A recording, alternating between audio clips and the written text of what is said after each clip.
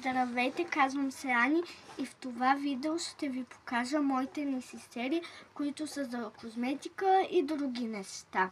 Много ги обичам и ето този е първия, който пише Best Friend и е такъв много летен и хубав.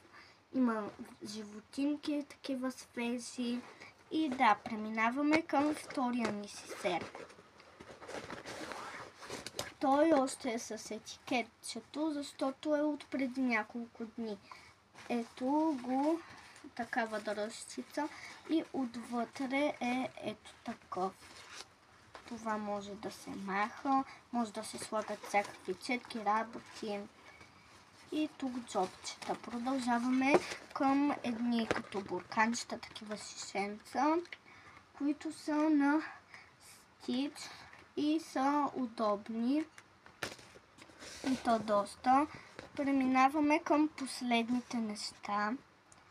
И те са ето тези бурканчета, които са 3 на брой и са по големина. Най-малко, средно и най-голямо. Като ги отворим, има едно специално капаче, за да може да не се разсипят лесно нещата ни.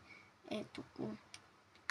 И благодаря ви, че изгледахте това видео. Беше ми приятно да го заснема. Довиждане и до скоро!